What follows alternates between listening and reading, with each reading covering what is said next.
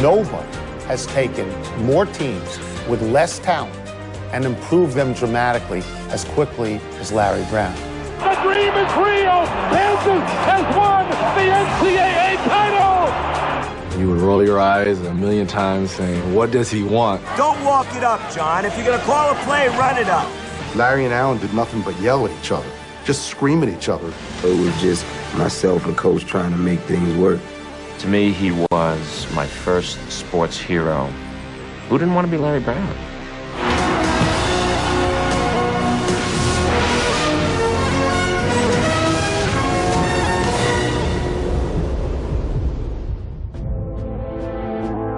In a sense, all of human existence is equally divisible into two parts. Those times when Larry Brown is about to quit his old job and those times when Larry Brown is about to take his new job. When Larry Brown has his introductory press conference for a new city, he already has one foot out the door.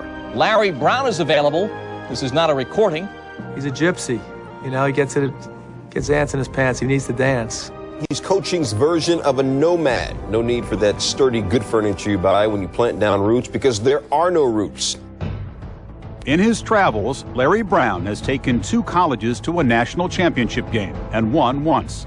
In the pros, the Hall of Fame coach has taken 8 teams to the playoffs and, in 2004, won the NBA title with the Pistons.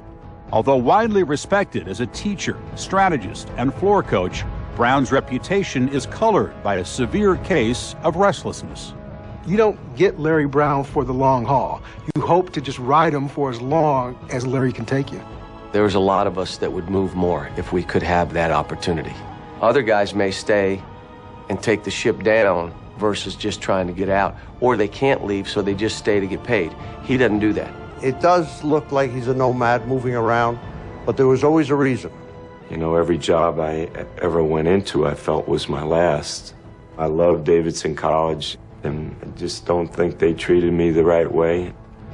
I felt I failed at Denver. At UCLA, I was frustrated about not being able to provide for my family. And I've only been fired once, and that was at San Antonio. You know, I wanted to stay with the Clippers, but it didn't work out.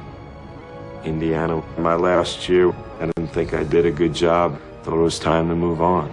Larry Brown's long, wandering sojourn has never helped his reputation, and that overshadowed what he accomplished. Nobody in the history of coaching has taken more teams with less talent and improved them dramatically as quickly as Larry Brown. He took the Clippers to the playoffs. Nobody takes the Clippers to the playoffs. I think he's the best coach that ever coached the game. He had a lot to do with me developing on and off the basketball court. He maxed out my potential as well as a lot of guys that were here at that time. He made me the player I really am today. This is the greatest team game ever invented if it's played the right way. And wherever I've gone, I've tried to remember that. And I'm relentless in that. Brown's idealism reflects something deep and complicated in his nature. Larry is, to me, like Diogenes in his own way. Diogenes was always in search of the honest man. Larry was in search of the perfect basketball team. Larry has a vision of the game that sometimes may get in the way of him enjoying himself because it's so hard for him not to see it be perfect. Sometimes he's like a Dick Tracy character with a storm cloud over his head, you know. Larry's never happy when things are going good. It's when they're bad that he starts getting happy, because then he can get into it and fix it. I don't think there's anything wrong with wanting things to be perfect. Why wouldn't you want to be the best at what you did and make your situation special? He's simply too complex, too deep, and too smart to let go all of his self-doubt and all of his doubts about people around him. Brown's inner turmoil was never more evident than after he led Kansas to the national championship in 1988. Tempted by an offer to return to UCLA, Brown, whose season had been shadowed by personal problems, struggled to choose the right path. When you think of his great 1988 title with Kansas, it's hard for me to divorce that from the circus that was going on behind the scenes. The big question, will Larry Brown be back on the sideline next year at Kansas? I will get on my knees and scrub the Allen Fieldhouse if Larry Brown is coaching next year. Larry got really confused the rest of that week about what he wanted to do, and he went out and talked to the people at UCLA. Larry came to Los Angeles secretly. He confirmed to me that he had reached agreement that night with the administration at UCLA and that he would be heading back to Lawrence the next day to make clear there what was going to happen.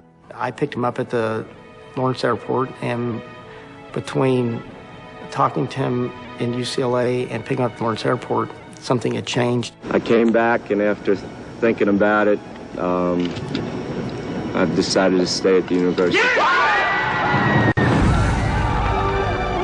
It seemed like everything was happening too quickly, and I wasn't able to really make the right decision at that time.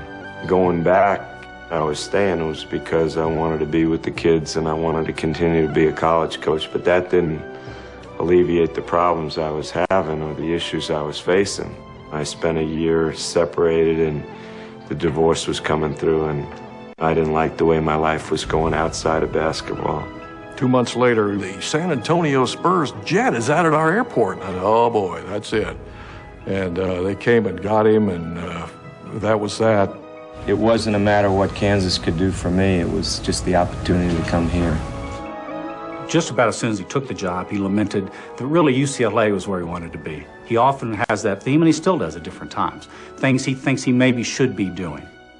His decisions are often guided as much by his emotions as by his cognitive response. He makes no secret of that. What Larry Brown responds to most of all is the sense of being loved and wanted and needed. And he's quick to fall out of that wherever he goes because he understands there's a small shelf life for strangers to love me and want me and need me. My uncle, he took me in a room and he told me my father died. I was almost violent because I didn't believe it. I started hitting him. They told me not to tell Larry.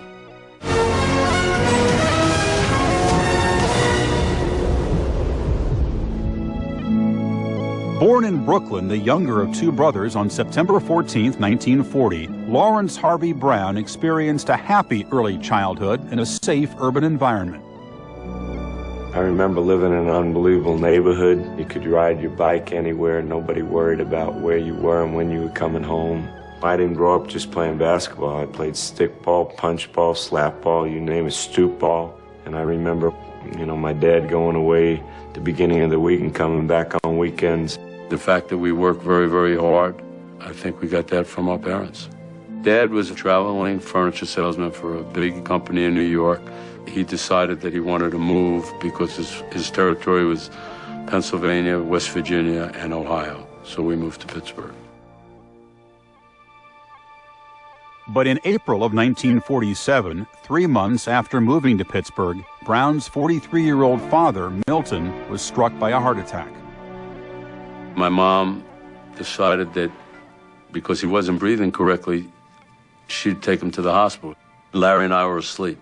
When I woke up the next morning, I see my aunt and uncle.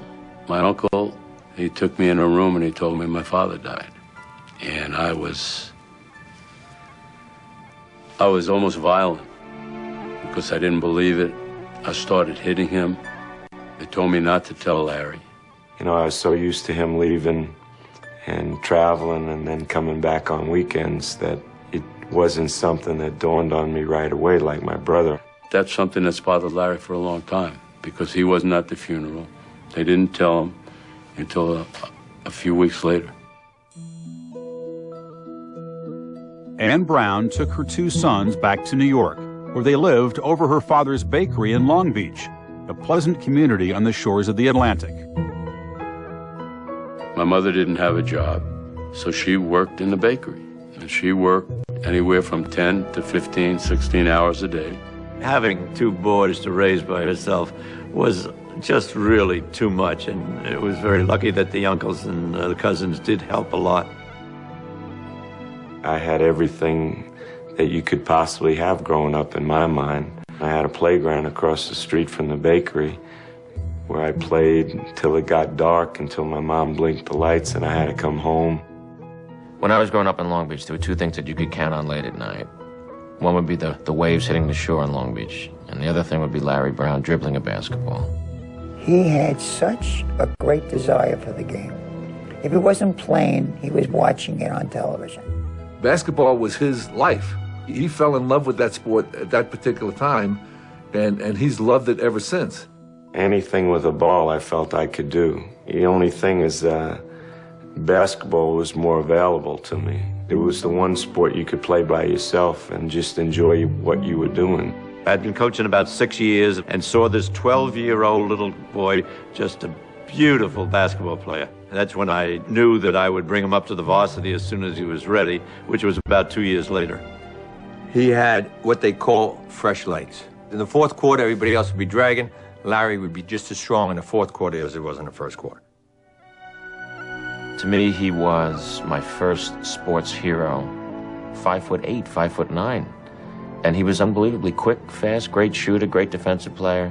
And he always had soft touch. If he passed up the hands, were always like he was like a prairie dog standing up, you know, if he heard a noise. I said, not being a big kid then, that's who I want to be. Who didn't want to be Larry Brown? I can't describe to you how I idolized Larry Brown. Larry's, I don't know, 7 or 8 years older than I am, and Larry was my counselor at camp. And Larry was a god as an athlete. So you dress like him. So you stand like him. So you try to talk like him. While Larry Brown was idolized back on Long Island, his brother Herb played in relative anonymity at the University of Vermont.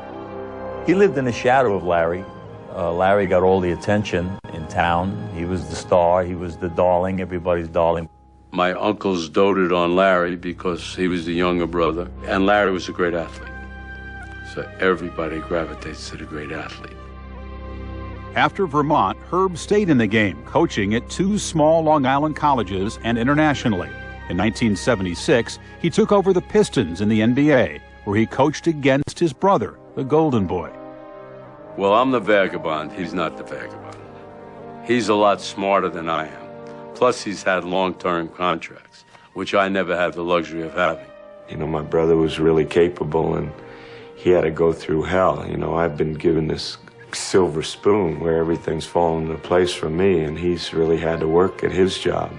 He and Herb have this love-hate relationship. They always have. He's given Herb responsibilities and taken him on as assistant coaches, and he's watched after Herb. But being brothers, they have their differences. They didn't talk for years over some silly argument over the NBA draft and who wanted Marcus Johnson. You can misunderstand it and say that they don't like each other or that there was some rift between them. But all I know is that any time that Herbie needed Larry's help, Larry was there for him. It's a sibling rivalry that's probably worn itself out. Since 1995, Herb has worked for his brother as an assistant coach with the Pacers, 76ers, and Pistons. I didn't think it'd be easy. It's never easy having the young son as the head coach, especially when he knows how capable he is and the sacrifices he's made. I was thrilled to have an opportunity to give him that chance. I think the relationship has grown a lot. I think Herb is kind of content with his life, and I think Dad is content with their life. And I think that they've come full circle. I think that night, February 1961, was one of the pivotal moments in ACC history. It's the moment when Duke Carolina became a basketball rivalry.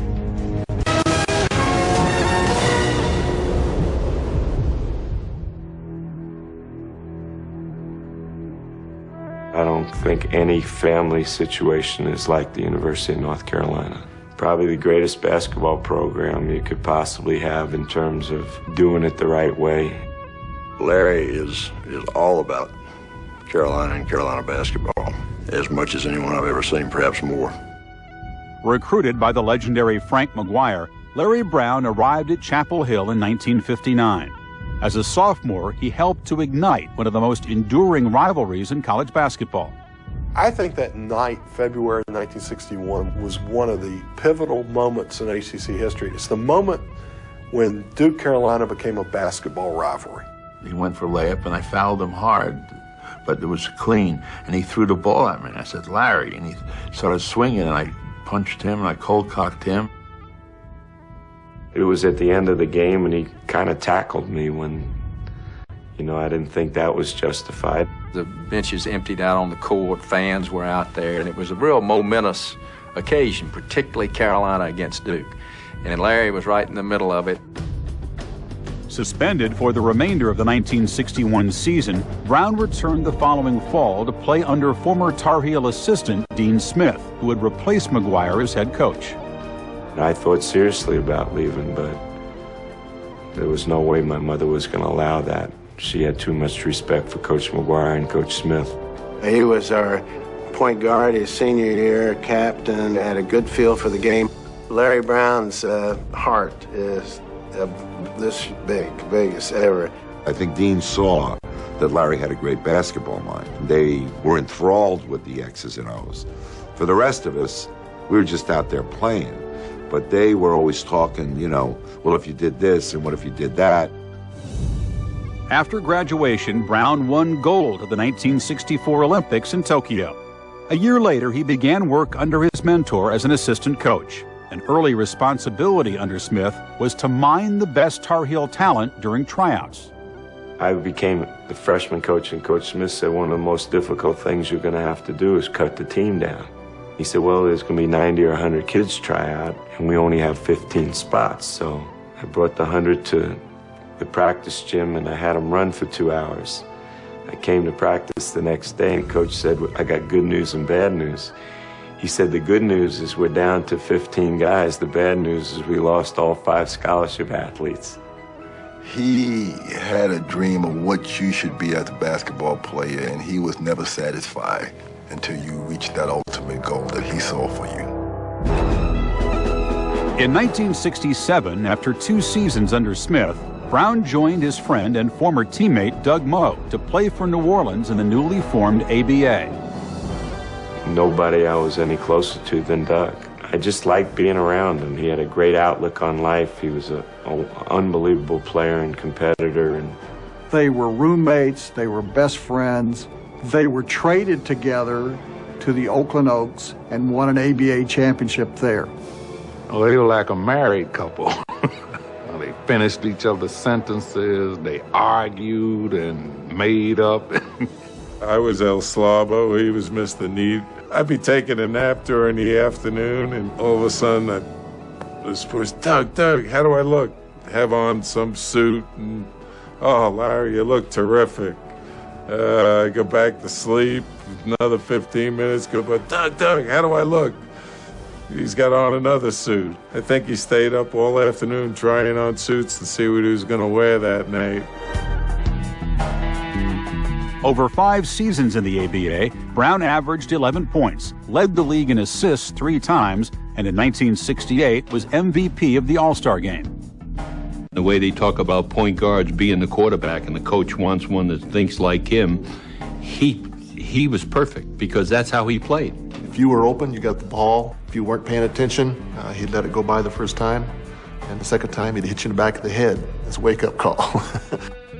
When Brown's playing career ended in 1972, he stayed in the league as head coach of the Carolina Cougars and hired Moe as his assistant.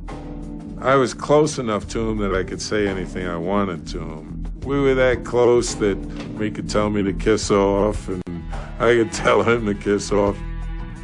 In 1974, Brown and Moe took over the Denver Nuggets, where Brown was twice named the ABA's Coach of the Year.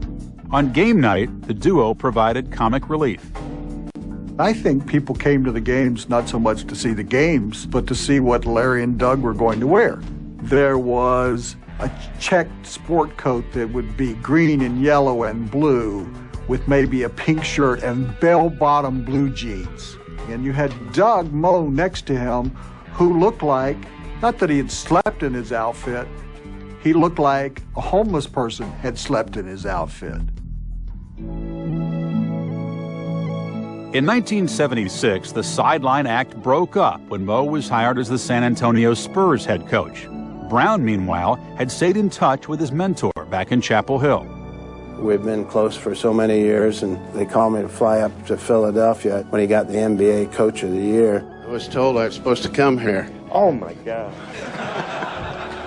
You playing God. He's always been there for me. He feels a responsibility with so many people that have been involved with his life to help. I call him all the time.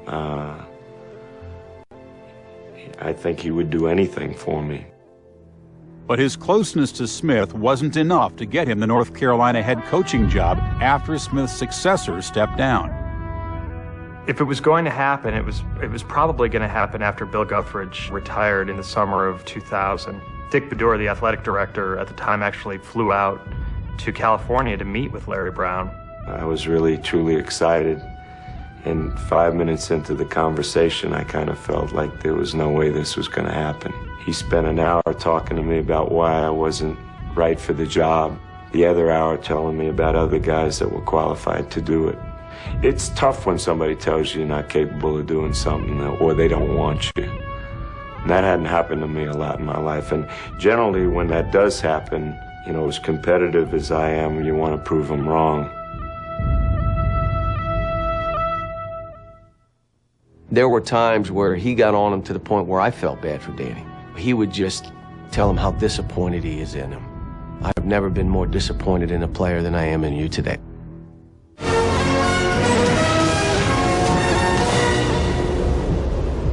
want you to catch the ball out here. All right, and then we got Tayshaun on the block. It's the greatest thrill to see something that you've worked on in practice accomplished in a game. Coach Brown almost could have forgotten about the games. He just wanted the process and the practice to be perfect. It doesn't matter if you're the star of the team or if you're the 12th man on the team. You're going to get a well-educated lesson from Coach Brown. If Larry Brown has been an effective teacher in the pros, his personal touch was also felt at the college level.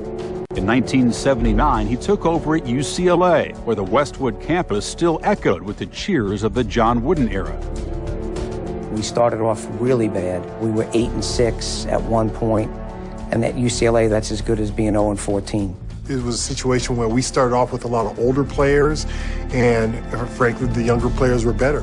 We lost more games in a month than they lost in any single year at home. I decided, well, I'm going to start playing the young kids. That March, the 8th-seeded Bruins upset top-ranked DePaul in the second round of the NCAA tournament. An upset! UCLA beats DePaul 77-71. Then, after beating Purdue in the Final Four, Brown's eager underclassmen met favored Louisville for the national championship.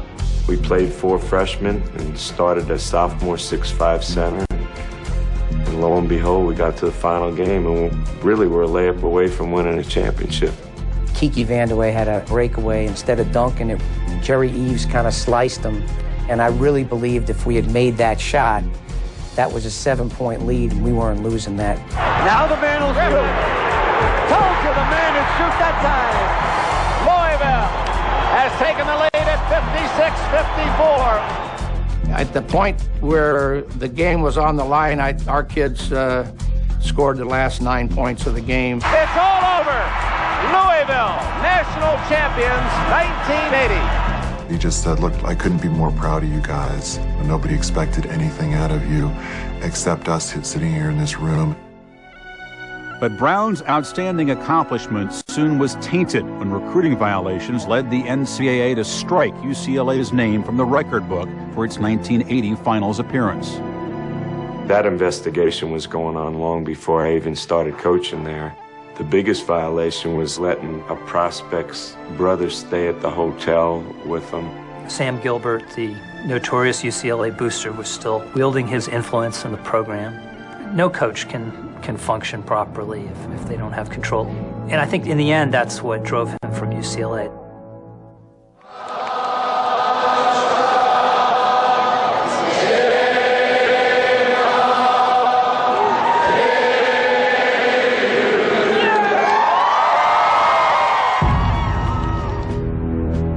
In 1983, after 2 years with the New Jersey Nets in the NBA, Brown accepted an offer to coach Kansas.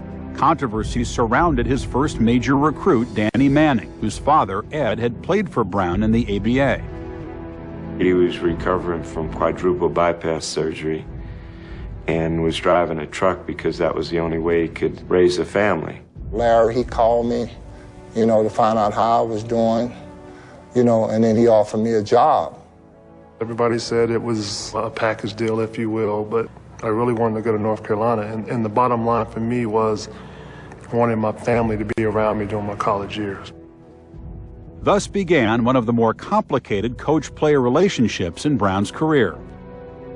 I never thought Danny realized how special he was, and it was frustrating for me. Coach wanted him to be more of a leader on and off of the basketball court. And Danny's just a laid-back kid. He wanted me to be vocal with my teammates. That was something that wasn't natural for me. I had to grow into that. There were times where he got on him to the point where I felt bad for Danny. He would just tell him how disappointed he is in him. I've never been more disappointed in a player than I am in you today. Coming from someone you care about, there's nothing that's harder than that. In March of Manning's sophomore year, Kansas lost to Duke in the 1986 Final Four. 2 seasons later, the Jayhawks opened 12-8. We had injuries, and we lost a few games. At one point, we're thinking, we might be getting an invite to the NIT. There were times when we lost games at home in Allen Fieldhouse, and you don't lose too many games in Allen Fieldhouse. And he would say, hey, listen, guys, I see where we're at. I see us getting better, and that's the most important thing. I remember in practice, we play one-on-one, and that drill used to wear us out every day. But towards the end of the year, all those repetitions of sitting down and playing defense and being focused and concentrating paid off for us because we were able to defend as a team. Behind Brown's incessant prodding, Kansas rebounded to reach the NCAA tournament as a 6th seed. In the second round, the Jayhawks were close to being eliminated by a 14th seed. If this shot by the Murray State player goes in, the season's over. That shot did not fall. Then they went to Detroit, won again, then they beat Kansas State. I'm thinking, this team is in the Final Four? What is going on here? Jayhawks have done it. They're going to Kansas City. After beating Duke in the Final Four, Kansas prepared to meet Big 8 foe Oklahoma for the national championship. Coach gathered the starting 5 on the court right before tip-off, and he says, guys, Oklahoma team, they love to run. So let's slow it down and play sensible basketball. And he walks off the court, and while he's walking off, Danny looks out the huddle to make sure he was out of earshot and say, guys, forget that. Let's run with them. Danny up the floor against Stacey King. His shot is good. He found the basket count. The thing that sticks in my mind was him saying, okay, we just proved to them that we could play at their pace. Let's make them prove that they can play at ours. Kansas by 2. Here's King inside. Shot blocked by Manning. Taken by Danny. He just looked at me with all the confidence in the world. He didn't have to say much, just his look. It's over! The dream is real! Kansas has won the NCAA title! Danny and the Miracles won a national title because Danny carried that team. And not only was he a good player in his own right, he made every guy better. And that's what Coach was striving for. It's been called, I guess, your greatest coaching accomplishment. I don't know about that, but it's the greatest thrill I ever had. When Brown left Kansas that June to go to the Spurs, controversy arrived on campus in the form of an NCAA violation regarding potential Memphis State transfer Vincent Askew. The Jayhawks were banned from playing in the 1989 postseason. He told me his grandmother was dying and he needed to get back to Memphis. So I gave him the exact amount of money a plane ticket would cost to and from Lawrence. We were under that 5-year window for a very serious football recruiting problem that we'd had before, so any violation became more serious just because of the window we were operating in. He's the buck. That's where it stops. Obviously, he knew what was going on. The sad thing about it was they were prevented from defending their championship the next year. Larry Brown is in coaching for the relationships. And what's in this fat NCAA rule book is probably not the thing he's consulting first thing out of the box in the morning. There's everything that's going to wear on Larry. If it's college, it's boosters, it's NCAA rules, it's guidelines, it's so on. In the pros, it could be agents, it could be the players' attitude, it's the fact that they don't like to practice. You could find something wrong with every level, and that's what Larry does. After a while, I had to realize that this guy wasn't just trying to embarrass me or chastise me or anything like that. He was just trying to help me and help our team, help his franchise.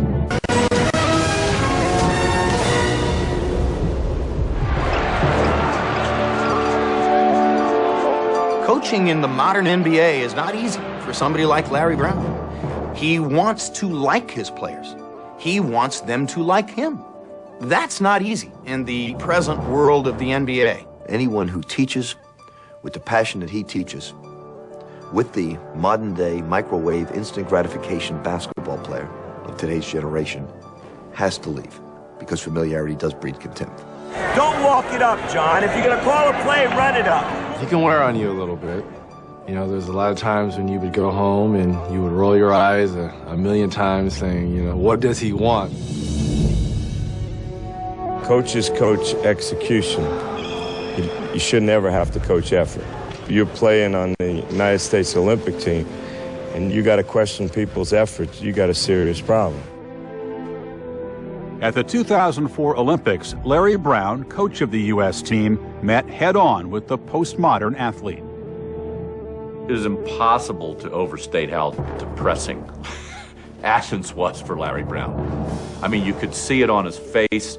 He's been known to have a bias against playing young players, and he didn't play LeBron James a lot, didn't play Carmelo Anthony very much at all. They had never sat on the bench before. They've always been the focal point of their team, and it was a very difficult situation. Brown's woes with NBA players date back to 1978, when forward George McGinnis was acquired by the Denver Nuggets in a trade with the 76ers. Very first day of practice, we started warming up, and George McGinnis is a person who likes to have fun and just kept lollygagging through it. And Larry called timeout. I got a call from Larry. I want that guy out of here tomorrow. One day into the season, Larry felt we had made a mistake. Larry didn't deal very well with problems and being confrontational with players, and so if there was a problem, the easiest way to solve that problem was to get rid of the player. In February of 1979, after 53 games with McGinnis, Brown resigned. A decade later, he collided with another high-profile talent, Spurs rookie David Robinson. David was so gifted and had so many varied interests that he wasn't your typical NBA player. And you can't go into basketball half-ass. It was difficult for him to understand that commitment. David had his frustrations too. He was the kind of person that would never say anything back to Larry. And so Larry would just let him have it. In 1992, when Brown took the Clippers franchise to the playoffs for the first time in 16 seasons, a reunion with Danny Manning did not go as the coach had hoped. In most relationships or situations where you spend a lot of time with someone, you start to take each other for granted. And I think that's what happened with us.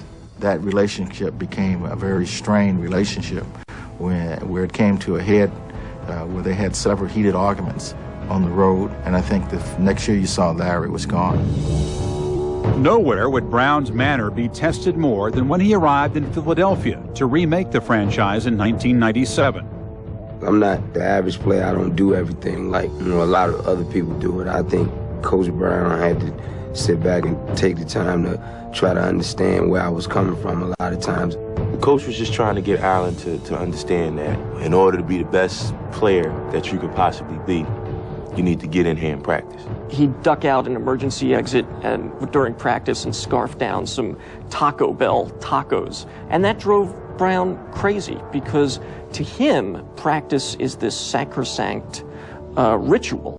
I'm tired of everybody talking about my relationship with Allen Iverson. I wonder what your relationship would be with any employee that you might have who doesn't choose to come to work on time or doesn't choose to come to work at all. In December of 1999, the Brown-Iverson relationship boiled over after the high-scoring guard was benched during a loss to the Pistons. After the game, and Allen Iverson said, people don't like the way I play. They can just get me the hell out of here. They can trade me. I don't give a damn. As Allen Iverson was saying this, Larry Brown was 5 feet away. Allen and I spoke. He wanted the coach fired, or I'm not playing, I'm not coming to practice. This guy disrespected me. I get coach, I talk to coach, coach wants him traded. He doesn't want any parts of him. Pat Croce called a meeting, which I thought right there blew any chance of me ever coaching Allen. The way it was explained to me for the first 10 minutes, 15 minutes, Larry and Allen did nothing but yell at each other, just scream at each other, just vented. Slowly but surely you could see that they were listening to each other. And you could see both their eyes, and Allen from being like this to this, to standing up straight, to stopping, hugging him, walking around and hugging him. It was kind of like a transformation. It was just myself and coach trying to make things work. It was a turning point, you know, with me and him. I called Pat after the meeting and I said, Pat, if you had a problem with me and what I did, just tell me. To bring me in with another player and think that I can ever coach this kid again is ridiculous. And Pat, went on and telling me how beautiful it was. True to form, Brown tried to trade away his problem child. But in the summer of 2000, a deal to send Iverson to Detroit fell through. Few people realize that were it not for Matt Geiger, Allen Iverson would not have been here. But Geiger had a 15% kicker in his contract that he would have to agree to waive in order for the trade to go through. He wouldn't waive it. We made a decision at the time. It didn't go through, and a lot of trades that you don't make sometimes are the best ones. Well, Allen Iverson came back with a vengeance, and his biggest incentive for doing all of that, contrary to what he will tell you, it was not winning. It was looking at Larry Brown and saying, yeah, how you like me now? In the 2000-2001 season, the team blossomed as Iverson was voted league MVP and led the 76ers to the NBA Finals. Coach comes in and has the wherewithal to move Allen off the ball. Probably for the first time in his career, he was no longer the point guard. He put role players there, guys who just wanted to rebound, just wanted to set the pick. And then he brought in Dikembe Mutombo, who was the great defensive presence. After a while, I had to realize that this guy wasn't just trying to embarrass me or chastise me or anything like that. He was just trying to help me and help our team, help this franchise. It was a season that will be remembered for all of Larry Brown's teaching and all of the things he did to bring a group together and really, truly overachieve. After falling to the Lakers in 5 games, the 76ers could not regain their winning edge the next season, losing to the Celtics in the first round. Before the team had dispersed for the summer, fireworks reignited between Brown and his star. The key player got to be there. He's got to be practicing. He's got to set the example, and he knows that. I love Larry Brown. That's my man. But in this situation right here, me and him, we ain't tight as I thought we was. I supposed to be the franchise player, and we're in here talking about practice. I mean, listen, we talking about practice. Not a game, not a game, not a game. We talking about practice. At the end of the 2003 season, Brown asked out of his job. He just felt like he couldn't deal with Allen Iverson anymore. There was but so much he could do. He contractually was obligated to be our coach. If we had said, you have to coach for us. I felt that Larry Brown had done a phenomenal job for us. And if he wanted to move on, I wasn't going to stand in his way. There would be sometimes in games and practice when, I thought I was making the right play. I wasn't, or I wasn't like he wanted me to.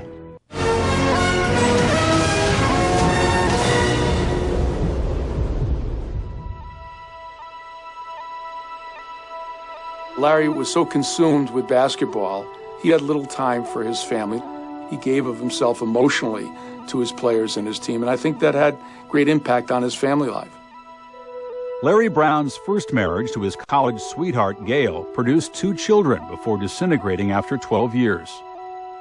Gail did everything she possibly could to allow me to be successful, and I didn't realize there were other things that were equally as important, and I was pretty selfish. He was a great father when he was there, and that was, of course, the problem. He was not around that much. I always felt like the Lord came first, and then the wife or the husband, and then the children, and then your career. He had that backwards to me. After a second marriage failed during his time at Kansas, Brown married his current wife, Shelley, in 1993. The couple has 2 children. Having the second chance to do this with Madison, LJ, and Shelley, I think he's enjoying that part of it when you have to go to Little League practice and coach LJ's team, or to go with Madison to a recital. I think he realizes that how hard it was for my mom to raise, 2 girls by herself. I think it's made him a better dad. After all the years of being a nomad, it seems like he's found his home with his family. With his life in balance, Brown, in 2003, became coach of the Pistons, who the year before had won 50 games. To take them to the next level, Brown sought the cooperation of Chauncey Billups. Chauncey's not a point guard. Chauncey's a shooting guard. He's a combo guard. He could score, man. He could flat out shoot, and Larry forced him to be a point guard. There'd be sometimes in games and practice when, I thought I was making the right play. I wasn't, or I wasn't like he wanted me to. At the 2004 trading deadline, Brown added troubled star and fellow Tar Heel Rasheed Wallace to the Pistons. They're bound by tradition, they're bound by love of Dean Smith, they're bound by respect for each other. And I think for whatever problems Rasheed might have had in the past, Larry can reach him in maybe other ways that coaches can't. What he did with the Detroit Pistons was one of the all-time great coaching jobs we've seen in the NBA. They played tremendous defense, some of the best defense you'll ever see. Reggie Miller! And it's blocked again! Oh! How did Prince get there? Coaching the Pistons to their first NBA Finals since 1990, Brown leveled his sights on the Lakers and their misaligned stars, Shaquille O'Neal and Kobe Bryant. He was telling these guys beforehand, no one respects you. No one is giving you a chance whatsoever against the mighty LA Lakers. And he played a good mind game with you guys, especially with Chauncey. And you saw that in the finals, that he was in complete control offensively, defensively. I want to run every time, but we don't have the break. We got to use clock. They can't get a second shot. Larry dares to single up Shaquille and finds out he can get away with it. The rest of the team guarded Kobe, and the Lakers were just completely outclassed. Stolen by Wallace. He's out in front all alone. Larry Brown has finally won his first championship after 22 years as the coach of the NBA and the Detroit Pistons, the champion of the National Basketball Association. After we won, I really didn't know how to act. I really wanted to go in the dressing room and be by myself, because I wanted the players to enjoy that moment. But after the cheers faded, the only coach to win a championship in the NCAA and NBA began sounding like a man in search of a new project. The Knicks is interesting. He came out and said it had been his dream job growing up as a youngster, and then he said that he will not coach the Knicks. Speculation has persisted, and according to league sources, Piston head coach Larry Brown plans to accept that position as the Cavaliers' president of basketball operations after Detroit's season is over. But Brown himself been very, very defensive about the matter. I'm coaching here, right? Now, why should I think about alternatives? I don't even want to think about alternatives. Wherever he chooses to live, Brown will struggle to balance the lights and darks of his self-portrait. Obviously, winning a championship and being part of that, I thought, wow, what a neat way to end. And then the Olympic experience. I don't think I'll ever lose sight of the fact that I was the head coach that lost. And then that fight, when I saw what happened and the ugliness of that event, it just made me feel pretty empty. So I think all those things being said, it kind of makes me look at my career as kind of winding down. He always wants to coach again. He will never actually retire because coaching is in his veins. It's in his blood. It's the thing that he likes best. It's the thing that he honors most. I believe if Coach Brown was driving down a deserted highway and happened to see 10 youngsters playing a game of basketball, he would go over and start coaching them. And the surprising thing is, I really believe those 10 kids would listen to what he's saying.